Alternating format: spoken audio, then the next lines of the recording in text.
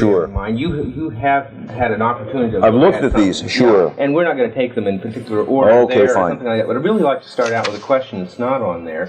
The one I would really like to hear from you is, as a young person, when you were growing up, were there any people, figures, historical figures, or anyone that was of any particular influence on you, motivating your interest in a scientific career? Absolutely not. No. No. I didn't think of, I thought, to some extent, I don't think there was any one person. I think the idea of being a scientist was very attractive to me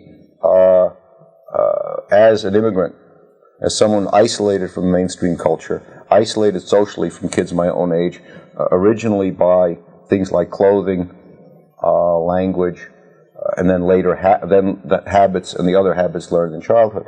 So that I've thought of science, given the objective connection between output and reward, that I felt it was a safer career than something like dealing with insurance. Okay, that's very interesting. Okay, well, let's, this question number 6 seems might be an appropriate way to really start that, and that is, how does the work of a technically creative person today, similar to or different from that of a creative person in Edison's era? What is your perception of how creativity may be alike or different from that? I think the real difference is the dramatic change in what is known. It's perfectly possible for someone in the 19th century, early 19th century, certainly, to be a scientist. Many of the great scientists, most of the great scientists in the 19th century, had little or no formal training. Certainly in the 18th century, it was totally true. I mean, someone like Lavoisier, for example, would go and just try to figure things out. He essentially invented the beginnings of the periodic table. The periodic table was done in Russia a little bit later. But the idea of actually discovering that this substance had the properties of being an element, something Lavoisier just went out and did.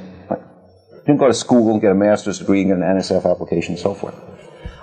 If you go back to the Renaissance, a few years earlier, you could afford to be impossible. You could afford to almost be a cultured human being. Certainly in the time of the Greeks that was true. I mean, somebody like Plato had the sign over his door which said, "Let none but geometers enter." He didn't want people to say, this is just a place this is not a hangout for techies. What he was saying was, well, people think. But that didn't mean that art and music and literature and philosophy and warfare even was excluded. Okay, now how would you contrast that? But now as we move forward, right, we move forward to the Greeks or the Renaissance. The Renaissance was sort of the last shot, because the Renaissance was really a high-tech era. Somebody could spend your whole life and not learn how to make a violin. There's a lot known. But as you go there into the 18th and 19th century, come to the 20th century now, you don't just do what Edison did, which was he got his stockroom boys and paid them $1. If they could find a substance that he didn't have in his stockroom, they'd get $1. He just didn't approach this by just going around and going out and finding some new kind of rock or asbestos or whatever.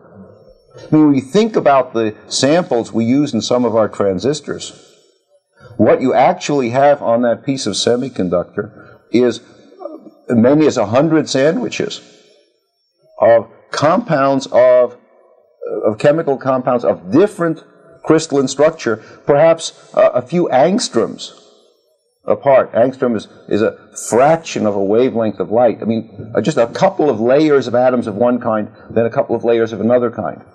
And to understand all the semiconductor physics that goes into that as a prerequisite for even using it for something new. The number of ways you can fail is so large that tremendous amount of training is needed. And so what happens with that is that because human beings are no brighter than they ever were, I can't imagine that they are. Certainly nothing genetic has happened to us in a few hundred centuries. What has happened is you've got to learn more and more about less and less. And so there's more and more fragmentation. So Edison could work on the phonograph and make the first movie perfectly well, because each one of these things didn't ask for much. But I can't imagine being a filmmaker today, just knowing what's known about filmmaking. Not just things about dissolve or, oh yes, that was the same shot that was used in the Purple Rose of Cairo. I mean, so much has been done in any field that just to catch up, to get up to speed, leaves you just a little bit less. And so to catch up, to get to the end, you can't learn it all. You've got to learn less and less and less. Does that make a person less creative then? Does that diminish creativity? I think it could in some ways. Because what happens is, I suppose, you can only have useful ideas about something you already know about. Now, the way it works, the way we keep this going, is by setting up communities, scientific communities, by keeping people interacting. The danger, the block of creativity is something we have in university systems. Universities have tenure committees. And the main thing that's rewarded in the tenure committee is loyalty. Imagine an electrical engineer putting in his set of credentials a recommendation for someone in the English department about having analyzed poetry, cadences in poetry.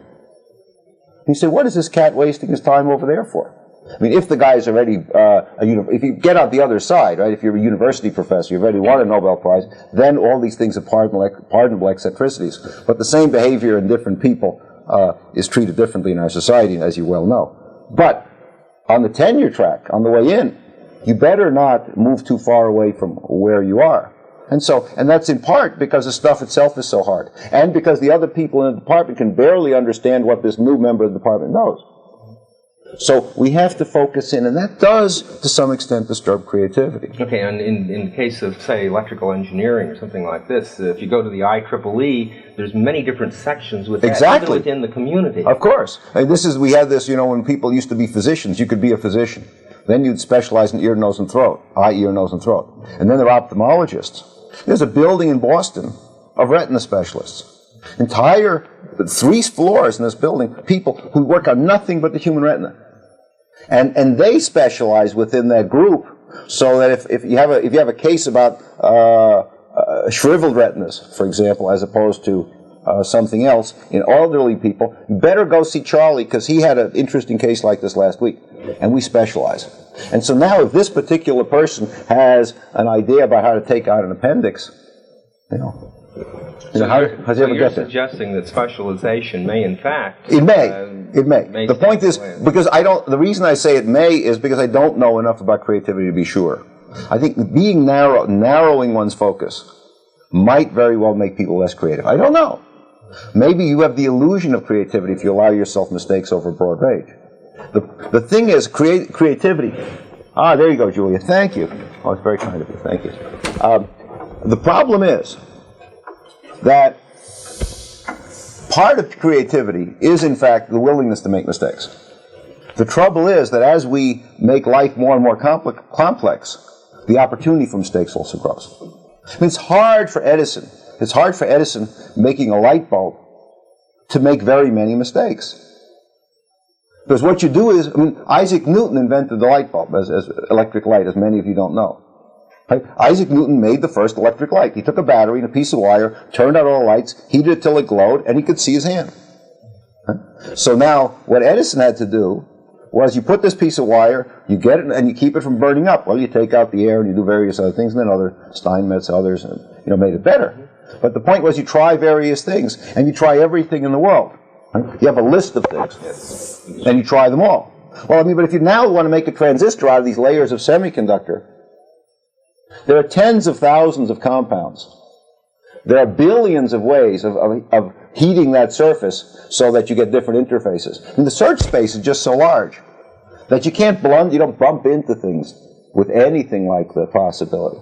For example, these guys who just won the Nobel Prize for their superconductors. Yeah. If their oven, they wanted to bake their material at a slightly higher temperature, but the oven didn't work. They baked it at a little higher temperature, it wouldn't work.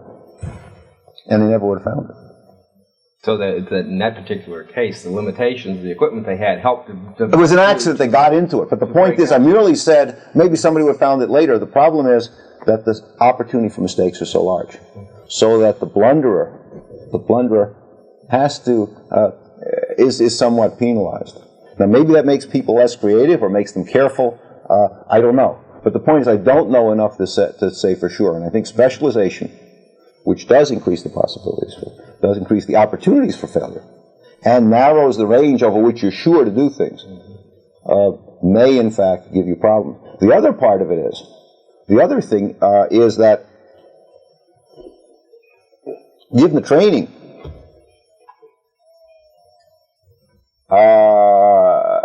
you spend so many years through this system. Let the system gets you through a PhD and then a postdoc and then getting on the tenure track. The system is such that given the amount of training and the size of the investment, there is, I think, more risk aversity.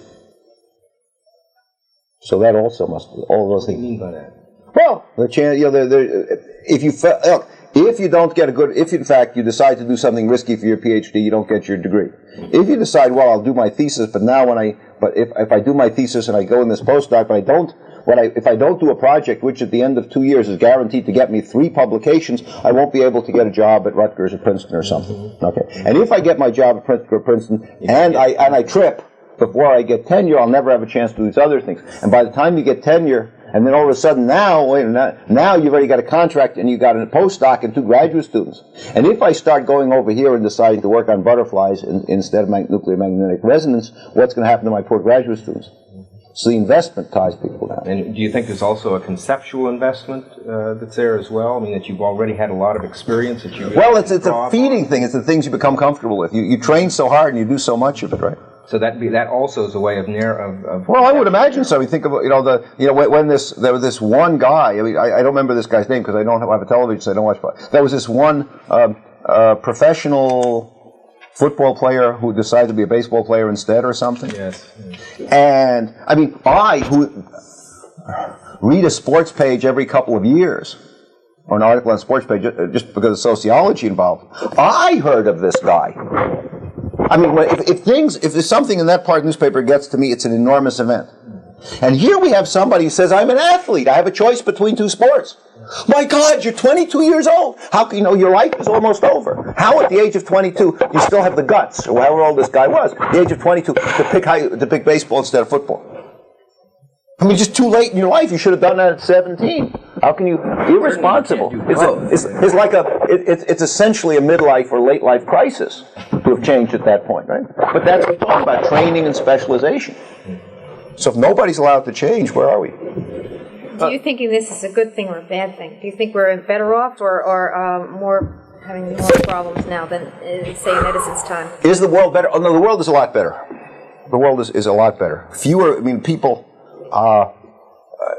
ignoring the nuclear war overhang, and that's sufficient. I can't talk about that. But leaving nuclear war aside, leaving the fact that I think our species has some survival instinct, leaving nuclear war aside, when you understand that without medical care, one childbirth in 5 is fatal, that when you go a little bit out of the middle, when you moved away from the middle and upper classes of Northern Europe, everybody on this planet was living, and North America, of course, everybody on the planet was living in something which was close to squalor, nasty, brutish, short lives.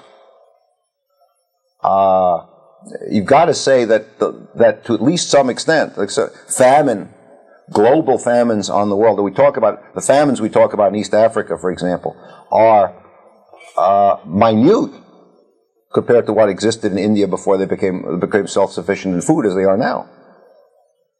I mean, people just didn't care about tens of millions of people starving because it wasn't news anymore. So certainly we as a species have pretty much learned to feed the majority of the population on the face of the earth, not all of them. And when there are large numbers of hungry people, the rest of the world, they may not do anything about it, but at least it's newsworthy.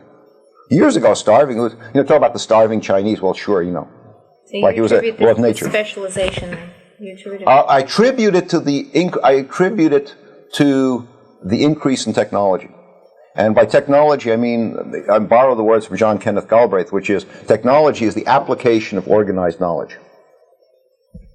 And as we organize knowledge and apply it, and as knowledge grows, it becomes less accessible to an average human being, which means we have to share it. And so therefore, the growth in the application of knowledge, requires that people specialize. Now, there was a time, there was some sort of 17th century essay on literature of knowledge versus literature of power, and the nice thing about literature was you could read one piece of it without another piece, and everything stands by itself, and these poor scientists are putting bricks up on the wall, and each one of these things is a perfect whole. But I don't think that's even true. I mean, people don't go read, you don't go down the street and read Finnegan's Wake without first understanding something else. You don't read books on literary, I mean, the whole field of literary criticism. As knowledge builds up, it takes more work to get up to speed on anything. You can't even go look at, I mean, you can go, you can go to the Louvre and you can say, oh, that's a nice one. I mean, people go to the Louvre either say, I like that one, I don't like that one, or how much is this one worth? Is that the one they stole once? And so forth. You can do it. But I mean, to appreciate, unless you take just your emotional aesthetic senses, which are valuable things. But if you get into almost any one of life's, any place where technology has taken over, where knowledge has been applied, when you start looking at things like brush technique or pointillism or what have you, you're bringing some knowledge with it because the progress has been made, and then you can't know about everything else because it just isn't time. The art is a dialogue with previous generations in science. It's a similar building block. It is that building block, exactly. It's a dialogue. So you see it as, so you see scientific knowledge as essentially accumulative in nature. I think organized knowledge by its that which we organize. And organized knowledge goes beyond science. Yes. And much of what we need, much of what we know is not based on scientific things. That is, we don't use science, we don't necessarily start with a scientist when we pass laws, for example. People just, it makes common sense to do this or to do that. And to the extent that knowledge, that people have had experience in certain areas, we move forward. There's the underpinning of statistics and things of that sort occasionally, pseudoscience, which kind of lends weight to things. People like truth better if it comes from a computer printout than they just hear it from someone. But by and large, as we build up knowledge, it does require an addition, and then it requires additional amount of work to get to make it accessible. And so you keep putting down this. Picking up, you were talking about the specialization, and I want to come back to that again. Mm-hmm. But one of the things we're interested in the film, and you may notice that one of the things we're interested in is the role of visual thinking, as say necessarily distinct from verbal thinking, in the way in which a person like Edison worked. And one of the questions I'd really like to ask you personally, in terms of your experience, your personal experience, and that of people working with you and around you, do you see any role for visual thinking as distinct? Well, I think visual thinking is I have a personal prejudice. Okay. Personally, I think of myself as much more of a visual than a sequentially verbal person. That is, I'm verbal in the sense that I'm loquacious, mm-hmm. but that's not the same thing as verbally driven. Mm-hmm. There's difference in, I love language, and I love using it, and I enjoy reading it, and listening to other people use it. I'm pleased when I understand certain things which are logically structured. On the other hand, my approach to the world is much more spatial. Do you want to describe a bit of that? Can you? Well, if I look in my office, for example, the database I'm most fond of is a wall full of books. And the nice thing about books is they all look different. They have different colors, different backs, and so forth. And I have some recollection of where I put stuff. Now, I do understand that some things ought to be done sequentially, like my secretary has a computerized system, so that when I give her a letter, in which I say, give me this back when you get an answer from so-and-so. And I know otherwise she has to check any one of these give me backs against every letter that comes in. Hundreds of letters come in a week. It means that every single letter coming in has to be scanned against maybe 24 of these, and they can be easily computerized. So I'm perfectly happy to use computers. But in my own thinking, in the way I deal with the world, I think of myself much more in spatial terms. There are people, mathematicians, well, some mathematicians are spatial also, but then there are people who prove things logically. For exercise, I used to do some program, enjoyed it, haven't done it in many years. The danger, and there was a danger which had to do with the fact that until recently, given the limitations of computers, because computers are themselves purely mathematical machines who, as an extension of mathematics, can superimpose text on arithmetic operations. Can we stop just a minute? We've got to change the tape. Fine. Are you ready? We want to catch. We don't want to. I want to catch. You ready? Okay. You know, people. I'm writing a book, and make the point that people resemble their pets because they take their pets' attitudes. They often take on their pets' attitudes. And when I used to walk a couple of giant schnauzers, I got to hate joggers simply because every time a jogger passed, these dogs would tug me on the leash. So I would get a tug on the leash, on my end of the leash. Doesn't matter. I mean, you think you're walking them, but if they tug your leash and you understand the jogger, ultimately you come away with the idea that joggers are people that make me uncomfortable, right? Because the jogger running down the street pass on the leash. So in the same way, you have a pet computer, and the pet computer can give you a distorted view of the world. The computer sees things only in terms of logical propositions, numerical mathematics, and logic. There are people, artificial intelligence being the underlying theme of this work, who for a while was saying if the computer that everything worth knowing or everything worth doing, everything worth calculating or preserving is based on logic, and there's nothing else in the world. And this was the idea. This was the idea of could we have intelligent machines? Mm-hmm. And the answer, of course, the answer is you can have. The answer to that question is absolutely, provided there is nothing in the world that can't be described by logic. Double negative. Right? Provided everything in the world can be described by simple verbal logic, then the answer to that question is of course. But I think we all understand that a computer has absolutely no chance. I mean, a computer can play chess, which is nothing. It's a logically driven game, has nothing to do with the rest of the world. But can a computer, for example, find a folded chessboard in an office, given the opportunity to put a Vidicon on it and scan it? I mean, the representation of that information is in a form the computer simply can't deal with. I mean, you can get parallelograms, and yes, you can get certain kinds of things, but it's a different kind of opportunity for the world. On the other hand, now that computers have become more powerful, and we have gotten computers to act in ways which they themselves may not be comfortable with. Right? You waste an awful lot of cycles, so computers can give you visual feedback that you can actually perhaps write on the screen, or at least that the computer will be able to store your notes.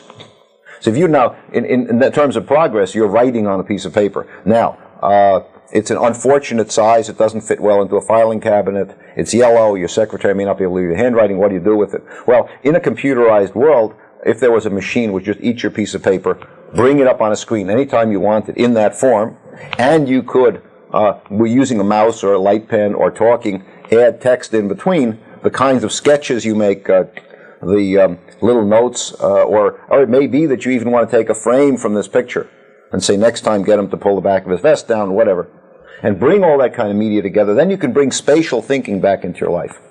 But the existence of the computer and the word processor and all that says that maybe I throw this kind of stuff away, and that all I keep is this kind of stuff because it's so neat.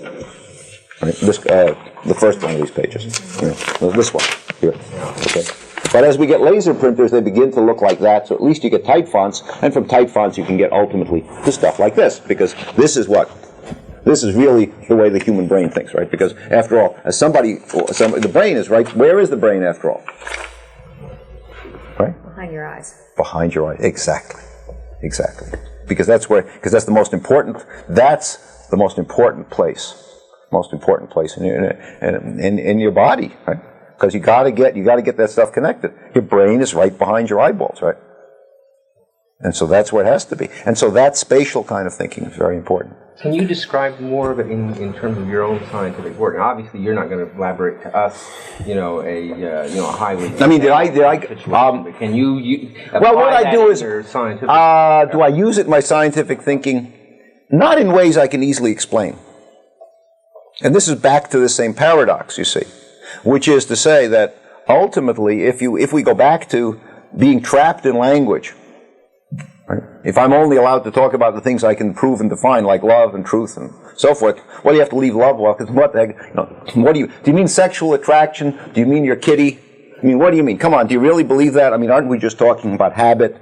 Let me get out this, and after all, ultimately convinced, well, love doesn't exist, let's go on to the next subject, right? So in the same way, because I can't tell you that on October 31st, 1964, when I was going up to the Horn antenna and about to measure this microwave background radiation, I had this flash of a galaxy and everything moving away. No. The spatial ability did allow me to stuff more equipment into the cab of the antenna. I designed things differently because of my spatial ability. Talk about design. Well, designing is, for me, it's the thing I do. It's one of the things I do very well, is put things together. I remember once in 1973, just showing off to some motel owner and showing what I had managed to get in the trunk of a then brand new 1973 Catalina. I can get more into spaces than most people. And what happens is, when we have a dinner party and the refrigerator is full afterwards, my wife just calls me. And I make enough space that essentially I can get everything in there. Even though the refrigerator looks full before I start, it looks full afterwards. The only thing is afterwards there's a lot more in there. I do that same kind of thing with my with designing experiments, which is to put things together spatially, putting boxes together and they fit together.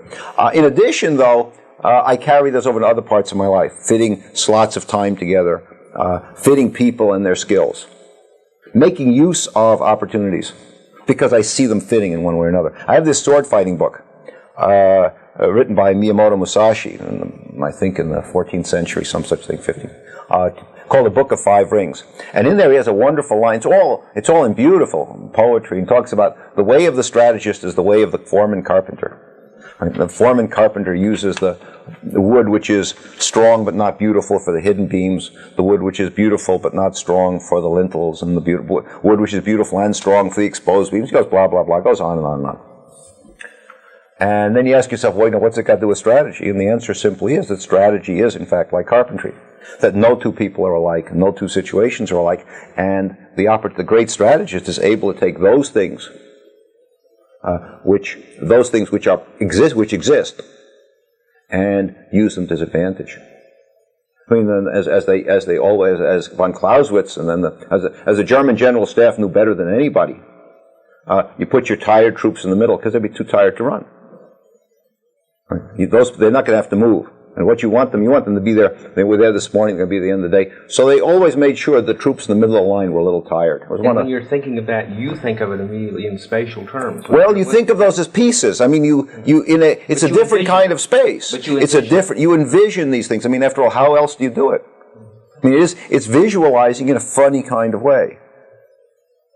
And if I were to take off, if I really decide to take off next Tuesday, and I do remember that so-and-so, this particular person really likes pumpernickel bread.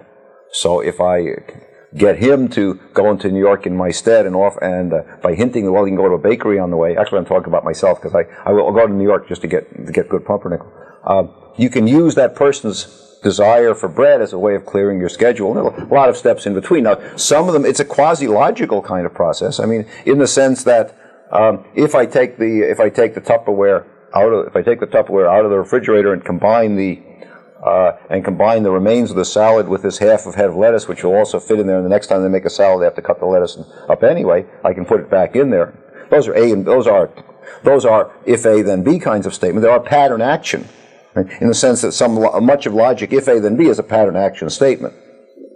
And so, to the extent that figuring out that if I lift the Tupperware up, I can still slide the Swiss cheese under it, is also pattern action.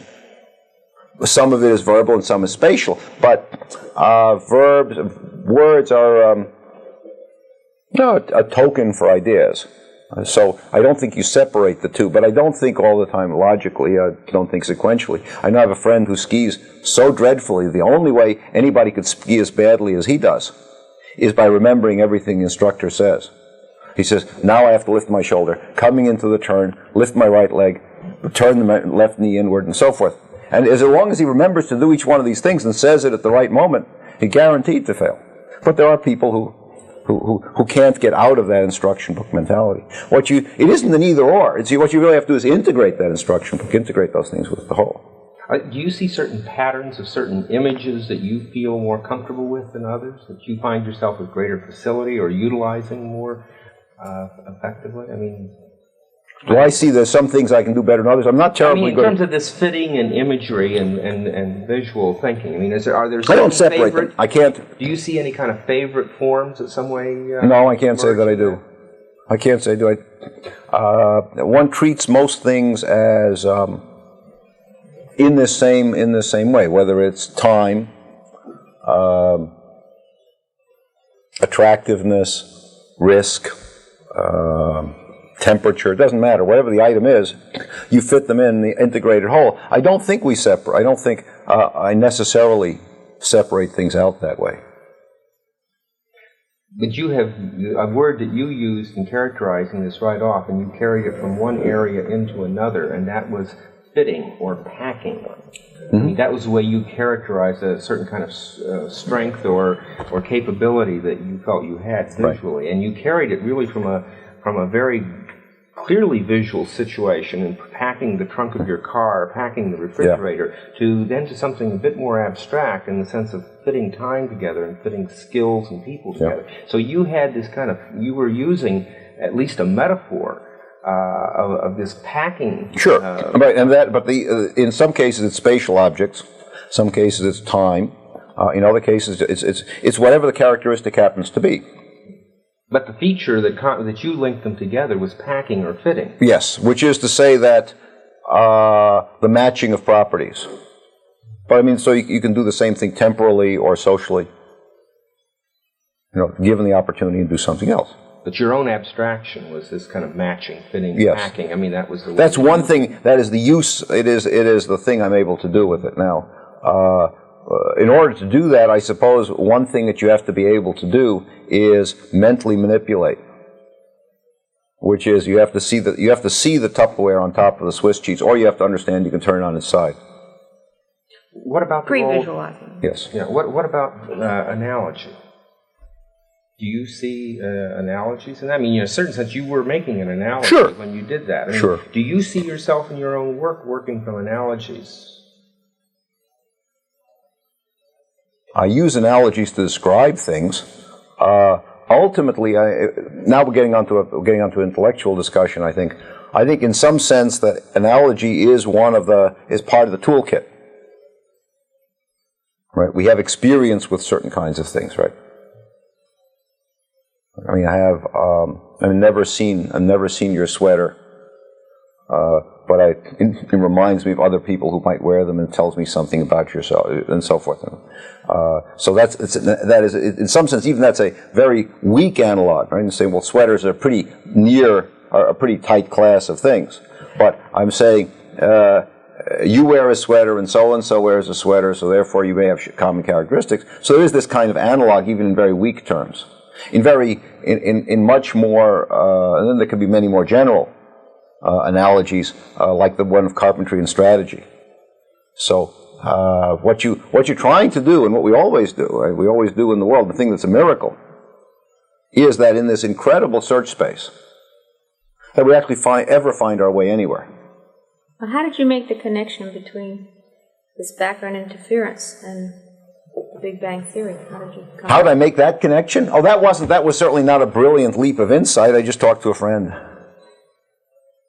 So tell us a little bit about that, if you will. Oh, okay. I know you probably told it. Okay, no, but basically what happened was I was doing an experiment with Bob Wilson where we were looking for radiation outside the Milky Way. We were looking for radiation from the Milky Way. And then we found that I guess you may have some idea, why is the Milky Way called the Milky Way? The Milky Way is called the Milky Way because it's flat. We are inside this thing, but it's fairly flat, and there are more stars in this dimension than there are in this direction. So when we sit, as we do in this thing, and we look along it, and it's actually tilted something like that anyway, in the sky. And so if we come up at nighttime when the sun has gone around the Earth rotates and this piece is up, we look up here and we're sitting down here, Yeah, we're on this side. The galactic center is down right now. Is opposite where the sun is. Actually, it's like this, so we can't see it because the sun is up here. It's toward the galactic center this time of year. But if you, if in fact you had somebody in Australia who was looking down right this minute in this direction, because we're sitting here, they would see more. Of course, that's up for them because they're standing on their heads from our point of view. You see more stars. And so if we expected radiation from the Milky Way, we would expect the radiation to peak along with the stars, where all the material is. And in fact, this radiation was isotropic and it came from all directions. Furthermore, if you look at other galaxies out there, they did not have any, there was no discernible increase in radiation when you looked at any one of them, pointed our antenna at any one of the other galaxies, indicating that it's not a galactic phenomenon. And so it has to be beyond the galaxies, and there's nothing beyond the galaxies except the beginning of the world. That's the only place it could come from. I didn't make that connection. We just called it. The other possibility is either it's the beginning of the world or we're making a dreadful mistake.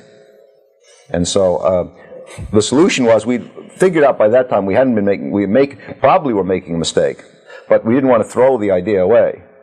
So we decided to do, instead of throwing it away, was to publish it. This was my decision, was to publish it along with, as a section of another paper. That way the whole paper can't be wrong. Talk about risk aversion.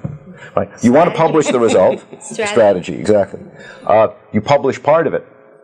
You see, you publish it as part of another paper. Suddenly you can have a wrong section in a paper and it doesn't count against you. On the other hand, if it turned out to be right, it will be okay. And anyway, I told a friend about this, and then he had found some people who were reinvestigating an old theory which in fact predicted the radiation. So that's the story. All right, right. Okay, let's go back to the analogy, because you were talking about, you were talking about that, and can you cite examples? You do very well at citing examples, of rather commonplace kinds of experiences in your life. You're very effective in that. Can you think of examples of where analogies from other fields? You were talking earlier about specialization and about how you get trained into one field.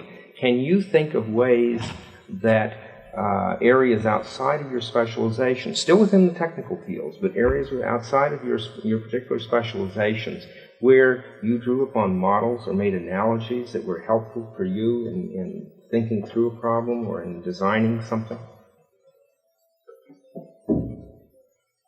Well, I'm not struck by anything right this minute.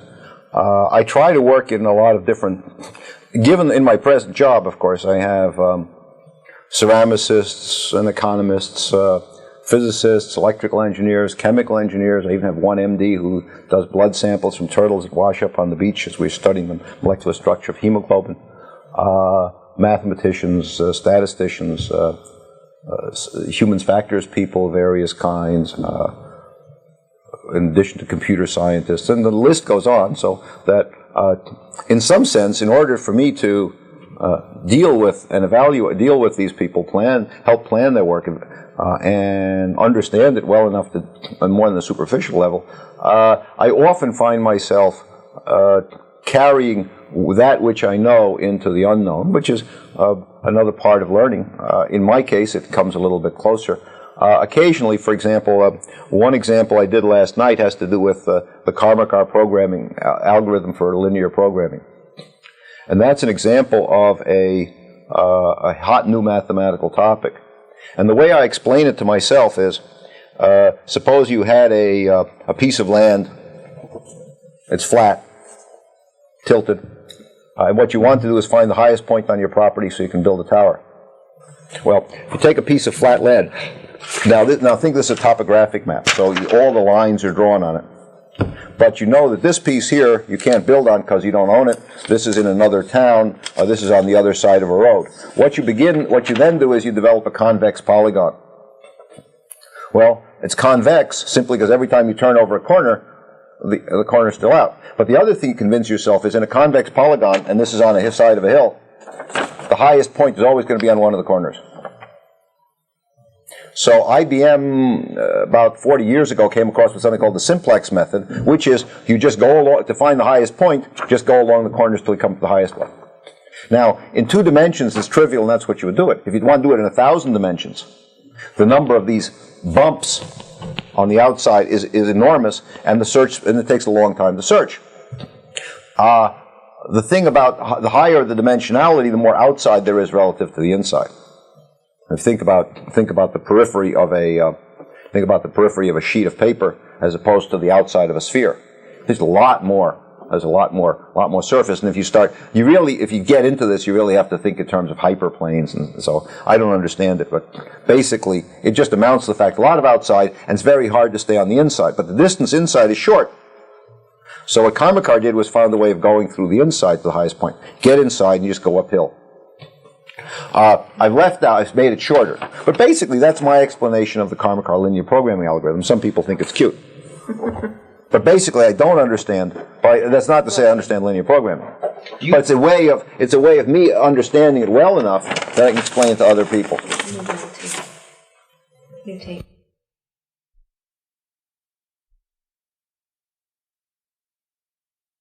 It's almost as if all your conceptualizing is visual, and the words are there to explain it to others.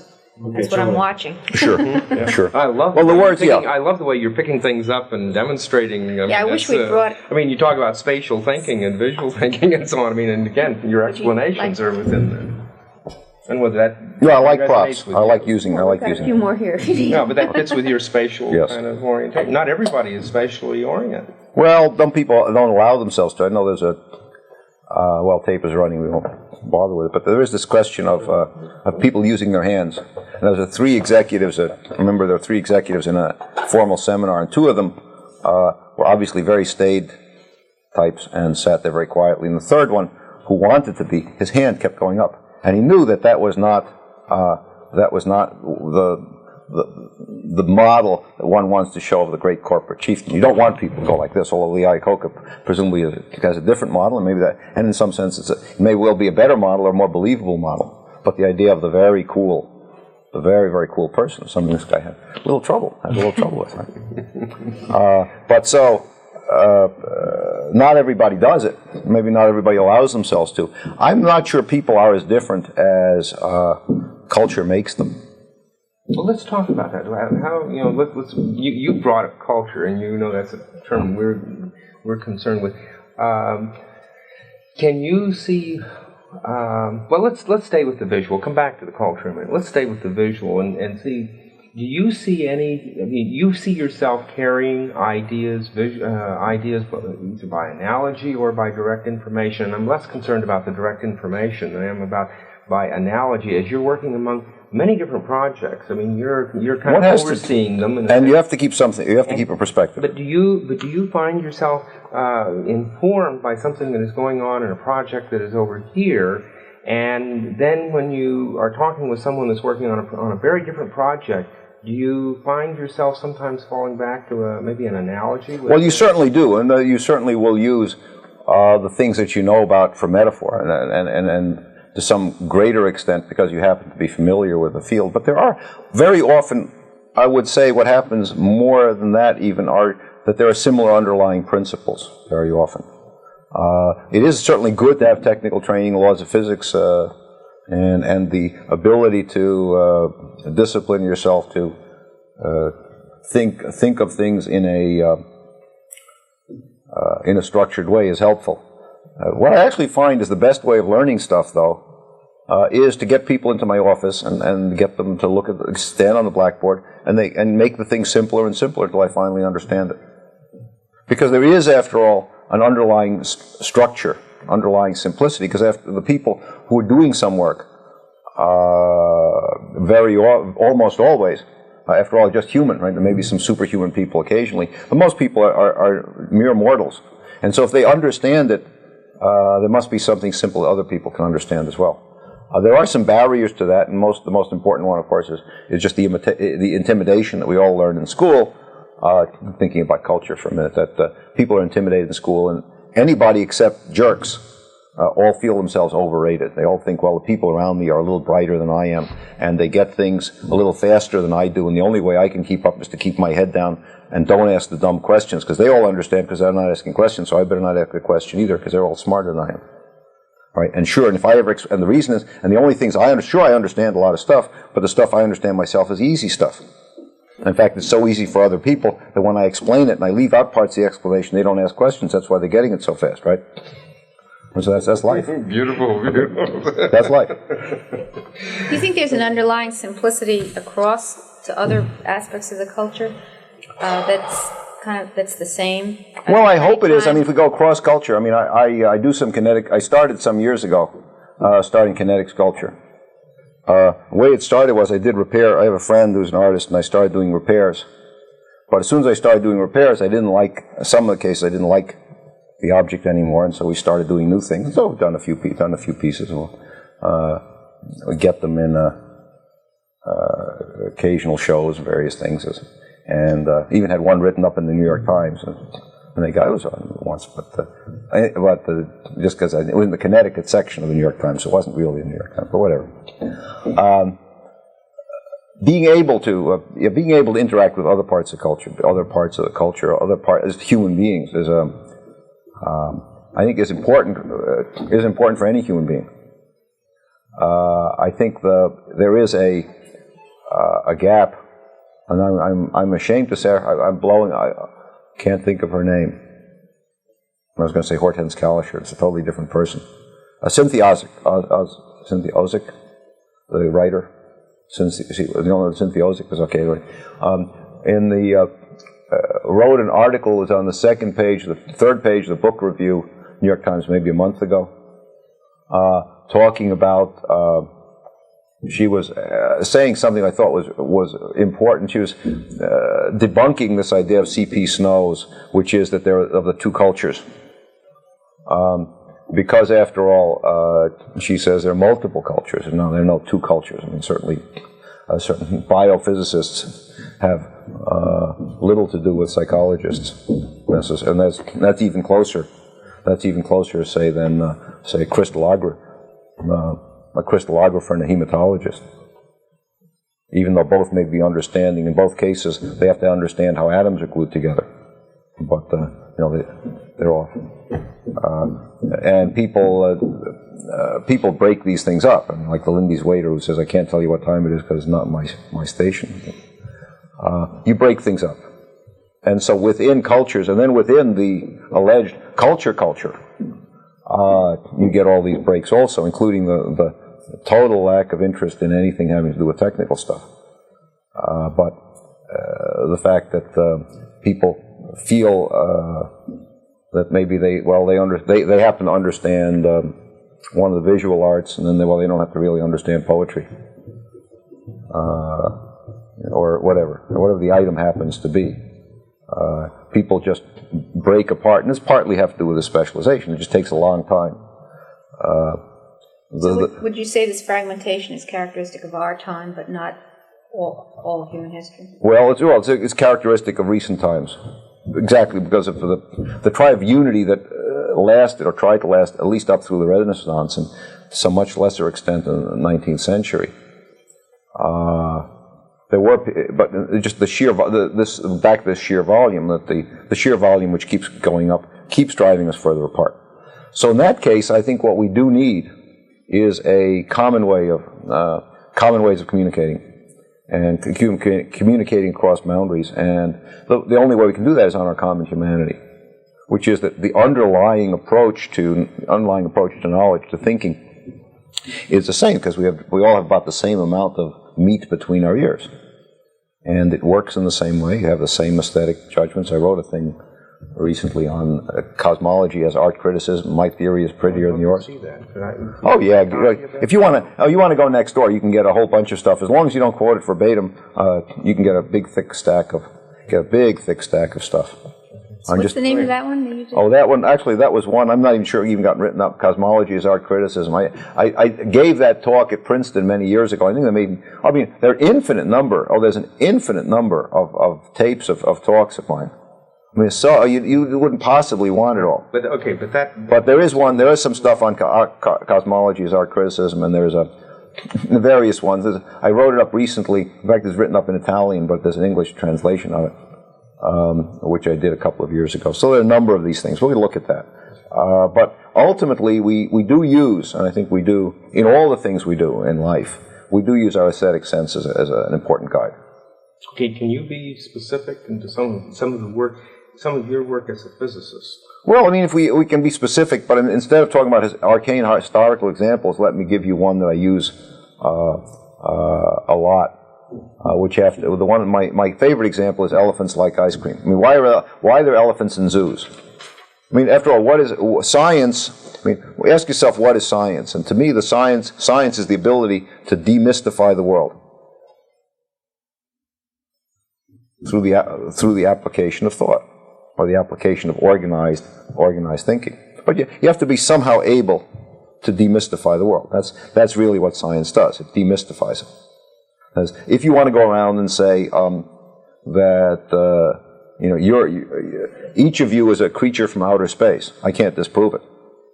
Right? That you're really not a woman, but you're this powerful snail that has this, be able to fix my sense, something out of Star Trek, whatever the heck you want to take. And I can't disprove that. Right? We can come up with theories, and and then we just say, well, it's a mystery. Well, how did she get here? Well, it's a mystery. Right? They're mysteries. Or that every tree in the forest has a spirit, and then every leaf has a spirit, and that leaf spirit decided to drop off the leaf, and just a mystery. And so we unify, right? We unify and we simplify. I mean, one of the ways we demystify the world is at some point we say, that's convincing. But it's not proof. And we take an observation and we try to systematize it in some way. And if I take an observation which is, where do you find elephants in zoos? Well, why? Well, what else do you find in zoos? What'd you do when you went to the zoo? I had an ice cream cone, I look at the elephants. Well, sure. Okay, so it must be the elephants are in zoos because they like ice cream. Well, now let's try to prove that can you disprove that theory? Of course you can't. There's no way of disproving that theory. You bring the elephant in here, and I said, African elephant. Indian elephant, that was what you watched. Bring the Indian elephant. On a rug, doesn't work on a rug. And then come back, okay, we wait, and they rip out the carpet and come back and say, I forgot to tell you, elephants don't eat ice cream on Wednesday mornings. Now what happens? The theory has not been disproven. All I've done is make the theory uglier, and people just go away. So theories are never proven or disproven. They're accepted or abandoned. And that's an aesthetic judgment. The aesthetic judgment is that the simpler, the more plausible theory, the more simple theory is that you really are a woman, is a much easier explanation, but it's not more logical than you're this Martian snail that's fooling us. It's an easier working hypothesis. It fits everything else. We'll act on that and let it go, right? What's your definition of art? Do I have a definition? I don't have a definition of art. I know many. Does art demystify the world, or what does? Art doesn't. No. Science is the demystify. No, science demystifies the world, and I think it has to do with. I think it has to. There is the experimentation. I think there is a discipline in science which you don't need, which is different because it has other characteristics other than just demystifying the world. That is, everything to some extent can clarify our thought, and art can give you insights. I'm not sure in the sense that to the extent that art can. You can use art for psychology, for example. I mean that one can, for example, write you can do a movie of you can do a movie about you can do a movie about Henry Ford and find he'd argued with his mother or something, right? And that was why he was so mean to his employees. What do I know? Some series of things, but then we're really doing psychology. The artistic part may well be that you see it. I mean, the recognition. Art, I think, has more to do with shared recognition. That to see something, to create it, and then to somehow capture it in a form which other people can also share that experience and that insight. So you can give people insight, but that's, I think, is different. You can share the wonder of a tree without, you're not explaining it. I mean, I don't think art tries to. I don't think art tries to explain it in the same way. Science, in the end, of course, doesn't explain either. It merely describes in some organized, economical way. And I would say... Do you think art is always trying to preserve a sense of mystery? I think there's an element that can be. They don't always. I mean, sometimes sometimes it isn't, right? I mean, Andy Warhol's soup can was not a mystery. Well, I was thinking exactly of him. So therefore, we're not. So on the other hand, he did take. I'm doing a film on contemporary art right now. He did take the mundane and throw it up to you for. Yeah, but we show it. But that's different from demystifying. That is, I mean, that it can be so that you leave. I think in many cases. On the other hand, by giving us another view. It may make it more accessible to us, but I don't think it tries to organize thought in exactly the same way. But the notion in science, which is the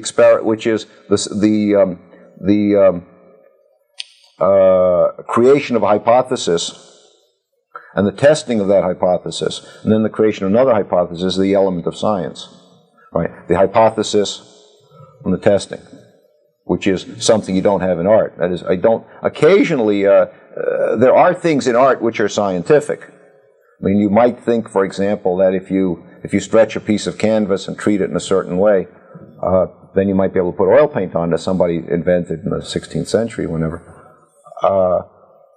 That itself isn't art. Right? That's somebody had a hypothesis and tested it, and to some extent, it is a level of science, just like to some extent finding your car keys. Right? You come up in the morning, you go downstairs, you say, my car keys aren't where they are. Somebody must have stolen them. But wait a minute, the windows aren't broken. I couldn't have stolen them. Must have been my wife. Well, on the other hand, my wife isn't here this morning, and she has her own keys.